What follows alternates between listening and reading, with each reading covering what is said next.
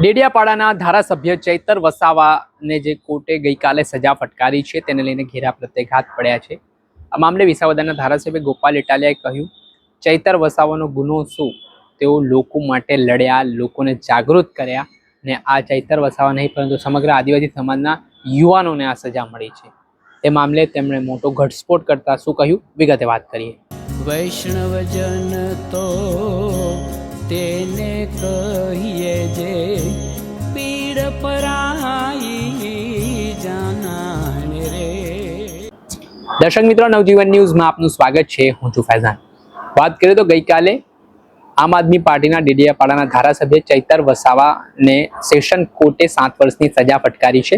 2023માં વનકર્મીને મારવાનો આરોપ તેમના પર લાગ્યો હતો અને આ કેસ છે તે સેશન કોર્ટમાં ચાલી રહ્યો હતો.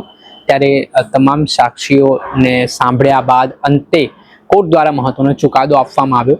ત્યારે ધારાસભ્ય ચૈતર વસાવાની ધરપકડ બાદ તેમને જેલમાં મોકલવામાં આવ્યા છે. તે મામલે આદિવાસી સમાજમાં રોષ જોવા મળી રહ્યો છે. ત્યારે વચ્ચે વિસાવદરના ધારાસભ્ય ગોપાલ ઇટાલિયાએ કહ્યું, ચૈતર વસાવાનો ખરેખર ગુનો શું છે તે બાબતે તેમણે કેટલાક ચૈતર વસાવાની લડતો, આંદોલનો ગણાવ્યા કે જે આંદોલનો તેમણે લોકોને જાગૃત માટે કર્યા, લોકો માટે લડ્યા, તે તેમનો ગુનો હતો એટલે તેમને જેલ જવું પડ્યું. સાથે જ તેમણે આદિવાસી સમાજને શું કહ્યું તે સાંભળો. ચૈતર વસાવાનો ગુનો શું? કાગળ પર તો એવું લખ્યું છે કે સરકારી માણસને ધાક ધમકી કરી વગેરે વગેરે વગેરે આક્ષેપ છે. પણ શું સરકારી માણસને ધાક ધમકી કરવાના ગુનામાં 7 વર્ષની સજા હોય તો સરકારી માણસો ગુજરાત આખાની જનતાને ધમકાવે છે, એને શું સજા થાય? પણ વાસ્તવિક રીતે હકીકત એ છે કે ચૈતર વસાવાનો ગુનો આદિવાસી સમાજને જાગૃત કરવાનો છે. એ જ્યારથી ધારાસભ્ય ચૂંટાયા છે ત્યારથી એ અનેક ગુના કર્યા છે.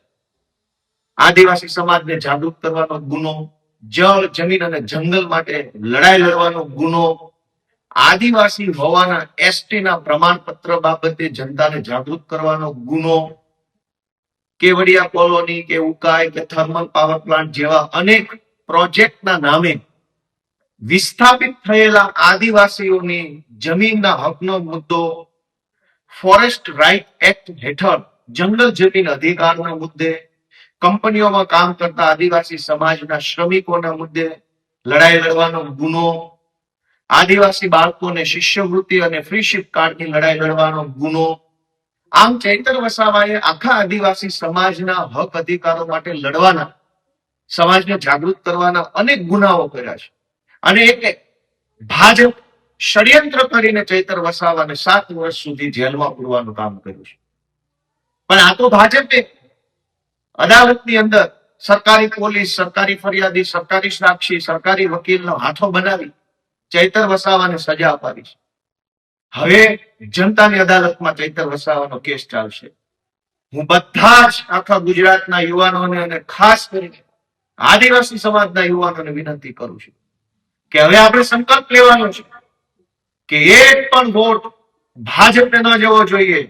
તમામ આદિવાસી યુવાનોએ, આદિવાસી સમાજે બધાએ ભેગા મળી ચૈતર વસાવાની પોતાની પાર્ટી, ચૈતર વસાવાના પોતાના પક્ષ આમ આદમી પાર્ટીને એક વોટ આપી અને ભાજપે કરેલા દગા, ષડયંત્ર અને અન્યાયનો જવાબ આપવાનો છે. ચૈતર વસાવાનો કેસ તાત્કાલિક ચાલી ગયો, તાત્કાલિક સજા, બધું તાત્કાલિક. આટલું જલ્દી તો fast track court, fast track કોર્ટમાં કેસ આટલા જલ્દી નથી ચાલતા. જે અદાલત ફાસ્ટ કેસ ચલાવવા માટે બની છે એ અદાલતમાં પણ 7, 8, 9, 10 વર્ષ સુધી કેસ ચાલે છે. પણ ચૈતર વસાવાને 1 વર્ષની અંદર સજા. આ સજા ચૈતર વસાવાની નથી, આ સજા એવા લોકોને થઈ રહી છે જેના માટે ચૈતર વસાવા લડતા હતા. એ પાછળ રહી ગયેલ, શિક્ષણમાં પાછળ રહી ગયેલ, વેપારમાં પાછળ રહી ગયેલ, નોકરીમાં પાછળ રહી ગયેલ આદિવાસી સમાજની લડાઈ લડતા ચૈતર વસાવાને સજા નથી. પાછળ રહી ગયેલા આદિવાસી સમાજના હજારો યુવાનોને આ સજા થઈ છે. બધા જ યુવાનોને વિનંતી છે કે ચૈતર વસાવાની પાર્ટી, ચૈતર વસાવાનો પોતાનો પક્ષ, આમ આદમી પક્ષને વોટ આપવા માટેનો સંકલ્પ લઈને અને ચૈતર વસાવાને ન્યાય અપાવવાની લડાઈ લડવી જોશે. ભાજપે ષડયંત્ર કરી, સરકારી તંત્રનો દુરુપયોગ કરી જે અન્યાય કર્યો છે એની સામે આમ આદમી પાર્ટી જે પણ લડાઈ લડવી પડે, કાયદાની લડાઈ હોય કે સડકની લડાઈ હોય, સંઘર્ષમાં એક ડગલું પાછી નહીં હટે. હાઈકોર્ટ, સુપ્રીમ કોર્ટ, સડક, વિધાનસભા બધે જ લડી અને ચૈતર વસાવાને, આદિવાસી સમાજને અને ગુજરાતની જનતાને આ ભાજપની ગુલામીમાંથી મુક્ત કરાવી અને ન્યાય અપાવશે. જય જય ગરવી ગુજરાત. જે આપણે સાંભળ્યા હતા વિસાવદરના ધારાસભ્ય ગોપાલ ઇટાલિયા. તેમણે વિવિધ ચૈતર વસાવાની લડતો છે તે યાદ કરાવી અને કહ્યું કે આદિવાસી સમાજ માટે તેઓ લડ્યા, બોલ્યા, એટલે તેમને આની કિંમત ચૂકવવી પડી રહી છે અને આના જ કારણે રાજકારણ ગરમાયું છે. દર્શક મિત્રો, આવા જ નવા વિડીયો સાથે આપણે માહિતગાર કરતા રહીશું. એટલે નવજીવન ન્યૂઝ જોતા રહો, લાઈક કરો, શેર કરો.